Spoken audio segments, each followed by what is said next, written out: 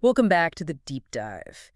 Today we're going to take a look at Oh, yeah. social comparison and perfectionism and how they can really mess with our happiness. Yeah. We'll be unpacking a podcast episode called The Happiness Trap, Okay. which dives into Right. how these tendencies impact our well-being. I like that. Our Oh, mission happiness traps. is to equip you with some serious intel and practical strategies It really captures how these tendencies can sneak up on us. to break free from these tricky patterns. That's a great analogy. It's like we're walking through a field of beautiful flowers. And one of those pitfalls? But there are these hidden pitfalls that can trick us up if we're not careful. Is social comparison? Oh, absolutely. It's become especially potent in the age of social media. It's like we're constantly bombarded with these curated highlight reels of other people's lives. Right. Vacations in exotic locales, picture-perfect families, and careers that seem to be skyrocketing. It's hard not to feel a twinge of, why not me? Why not me? And that's where it gets interesting. And that's where it gets interesting. You see, social comparison is actually wired into our brains. Really? Research has shown that experiencing social exclusion triggers the same pain pathways in the brain. Wow. So it's not just a matter of being thin-skinned. As physical pain? Our brains are literally interpreting social comparison as a threat. Precisely. Wow. And social media platforms are designed to exploit this vulnerability. Oh. They use algorithms to show us content that triggers our fear of missing out, Right. making us more likely to scroll, Yeah. compare, and ultimately feel inadequate. It's almost like we're caught in a carefully orchestrated web. But is all social comparison bad? Not necessarily. Okay. In small doses, it can actually be motivating. Okay. Seeing someone achieve something we aspire to Right. can inspire us to take action. Yeah. The key is to be mindful of how social comparison is affecting us. So if it's leaving you feeling deflated, If it's leaving you feeling deflated, it's time to reassess your relationship with social media. it's time to reassess your relationship with social media. That makes sense. Yeah. So we've got social comparison playing on our innate need for connection and belonging. But what about perfectionism? Yeah. How does that fit into this happiness trap equation? Perfectionism is a whole other beast. Right. It's that relentless pressure we put on ourselves To achieve flawlessness. to achieve flawlessness, often driven by a fear of failure or judgment. I think we've all encountered that inner critic at some point, that voice that whispers, you're not good enough unless you're perfect. Exactly. Yeah. And while striving for excellence can be healthy, Right. perfectionism goes beyond that. Okay. It's about setting impossibly high standards and then berating ourselves When we inevitably fall short. when we inevitably fall short. So how can you tell if you're dealing with healthy striving versus full-blown perfectionism? It's all about the motivation and the self-talk. Yeah. Healthy striving comes from a place of wanting to grow and learn, Okay. while perfectionism is fueled by fear and self-criticism. Okay.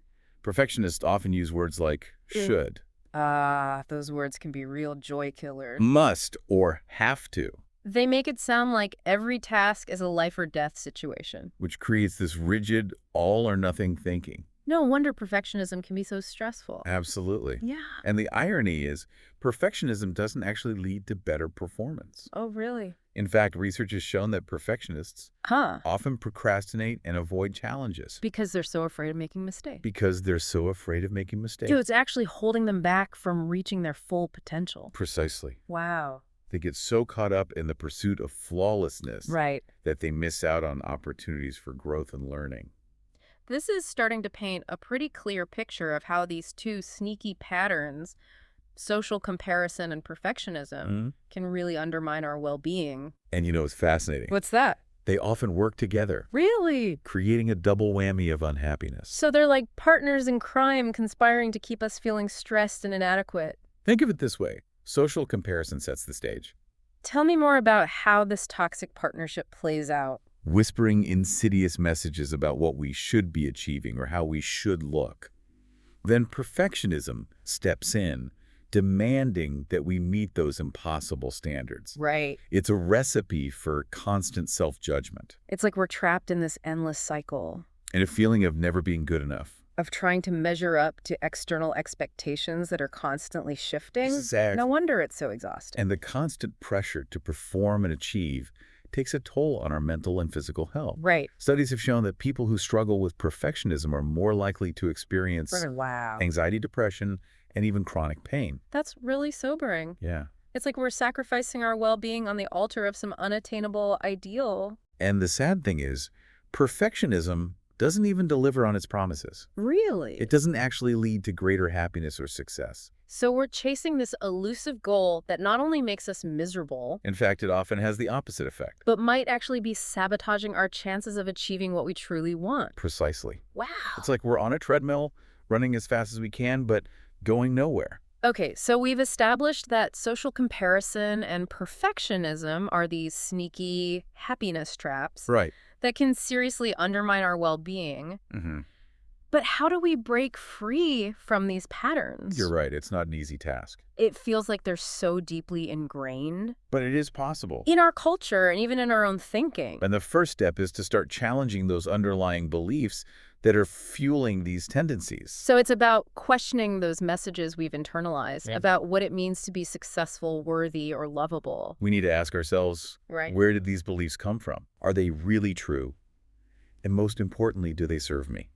Are they really serving us? Often these beliefs are based on external expectations and societal pressures, I see. rather than our own authentic values. So it's about reclaiming our power and defining success and happiness on our own terms? Precisely. Well, I like that. It's about recognizing that true happiness comes from within, Yeah. from living in alignment with our values and pursuing goals that are meaningful to us, not to impress others or meet some arbitrary standard of perfection. I love that. Yeah, It's about shifting our focus from external validation to internal fulfillment. exactly. Right. And one of the most powerful ways to do that is to start practicing self-compassion. Instead of beating ourselves up for our imperfections, Self-compassion. we can learn to treat ourselves with the same kindness and understanding that we would offer a good friend. It sounds so simple, It can, yet it can be so challenging. especially if we're used to being our own worst critic. But the more we practice self-compassion, the more we start to break down those walls of self-judgment and create space for acceptance and growth. So it's about being more gentle with ourselves, acknowledging that we're all works in progress Precisely. and celebrating our efforts rather than just focusing on our shortcomings. Precisely. Yeah. And here's a little secret. Yeah. When we start treating ourselves with more compassion, it becomes easier to extend that same compassion to others. Oh, We become less judgmental and more accepting of ourselves and everyone around us. that's beautiful. Exactly. Like a ripple effect of kindness and understanding. Exactly. And, self-compassion isn't just some woo-woo concept. Right. There's actually a growing body of research that shows the profound benefits of self-compassion for our mental and physical health. Okay. Studies have shown that people who practice self-compassion are more resilient in the face of stress, Wow. So it's not just about feeling better. more likely to engage in healthy behaviors, and even have stronger immune systems. It's about being healthier overall. Absolutely. Self-compassion is a powerful tool for creating a more fulfilling and joyful life. Right. And it's something we can all cultivate with practice. Okay, so we're starting to reframe our beliefs about success and happiness, and we're practicing self-compassion. Right. What else can we do to break free from these happiness traps? Another powerful strategy is to set healthy boundaries. Boundaries. When we have clear boundaries, we're less likely to get caught up in the pressure to please others I hear that word a lot. or meet their expectations. We're free to define success on our own terms and live a life that is true to ourselves. But I'm not always sure what it really means in practice. Of course, Can you break it down for us? think of boundaries as your personal guidelines for how you want to be treated Okay. and what you're willing to tolerate. Okay. They help you protect your time, energy, and emotional well-being. So it's about saying no when we need to, even if it means disappointing others. Exactly. Okay. And it's about being okay with not being liked by everyone. It's about prioritizing our own needs and values, even if it means setting some limits in our relationships, Right. both personal and professional. This is starting to make a lot of sense. I can see how setting boundaries could be especially important when it comes to social comparison and perfectionism. You hit the nail on the head. If we're constantly trying to please others or meet their expectations, we're never going to feel truly free to be ourselves. Boundaries give us the space to define our own values and live authentically. Right. Without feeling pressured to conform to external expectations, They empower us to say yes to the things that matter most to us Yeah. and no to the things that drain our energy or compromise our well-being. Okay, I am convinced boundaries are essential. Good. But how do we actually go about setting them? It can feel that way at first, It feels like a daunting task, especially if we're not used to asserting ourselves. but it gets easier with practice. The first step is to get clear on your non-negotiables. So it's about identifying those areas. What are your core values? What are the things that are absolutely essential for your well-being? Where we're not willing to compromise no matter what. Exactly. Once you know what your non-negotiables are, you can start setting boundaries that protect those values. Okay. For example, if one of your core values is spending quality time with your family, Right. you might set a boundary around working late nights or weekends. So it's about making choices that support our values, even if they're not always the easiest or most popular choices. Precisely. And remember, setting boundaries is not about being selfish or controlling. Right. It's about taking care of ourselves so we can show up fully for the people and things that matter most to us. Okay. It's about creating a life that feels aligned with our values and priorities. This is incredibly empowering. I completely agree. I feel like we're really starting to dismantle those old beliefs that have been holding us back. And, it's fascinating how all of these concepts, Building a foundation for a more fulfilling and authentic life. self-compassion, setting boundaries, defining our own values, Right. Are interconnected. They all contribute to creating a sense of inner peace and well-being yeah, that is not dependent on external validation or achieving some unattainable standard of perfection. it's like we're building this internal compass that guides us toward what truly matters, That's a beautiful way to put it. rather than being tossed around by the winds of social pressure and self-doubt. It's about reclaiming our power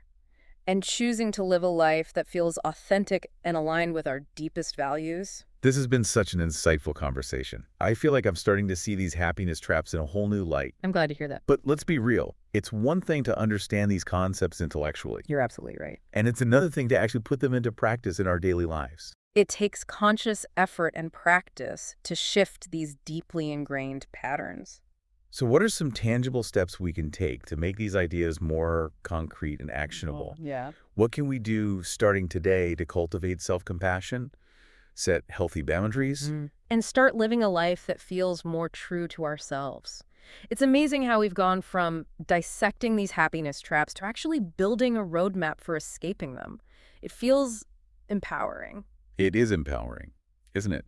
Knowledge really is the first key to change. And you're right, we need to bridge that gap between understanding and action. So let's talk about tangible steps you can take. Perfect. Where should we start? Let's pick up where we left off with boundaries. Remember, these aren't about being rigid or selfish. They're about creating the space for you to live in alignment with what truly matters to you. It's like drawing a line in the sand and saying, this is what I stand for. This is what I need to thrive. But how do we figure out where that line should be? Here's a little exercise. Imagine your life as a beautiful garden. You've got these amazing, unique flowers representing your values, your goals, your passions. But weeds keep popping up. Distractions, obligations that drain your energy, maybe even relationships that leave you feeling depleted. Boundaries are like that fence around your garden, keeping those weeds from choking out what you're trying to cultivate. I love that visual. It makes it so much clearer. So how do we start building that fence? First, identify those weeds. What are the things that consistently leave you feeling stressed, resentful, or drained? It could be saying yes to every request, constantly checking your phone, or even spending time with people who are chronically negative. Once we've identified those energy zappers, what's next? Time to set some limits. Start small. Maybe it's turning off notifications during certain hours, delegating a task that's been weighing on you, or practicing saying no more often. I already feel the resistance. It's so easy to fall back into old patterns. Oh, absolutely. Change takes time and effort. That's why self-compassion is so crucial. Instead of berating yourself for slip-ups, treat them as learning opportunities. So it's about celebrating the small wins, acknowledging the challenges, and giving ourselves grace along the way. Exactly. And remember, setting boundaries is a skill that develops over time.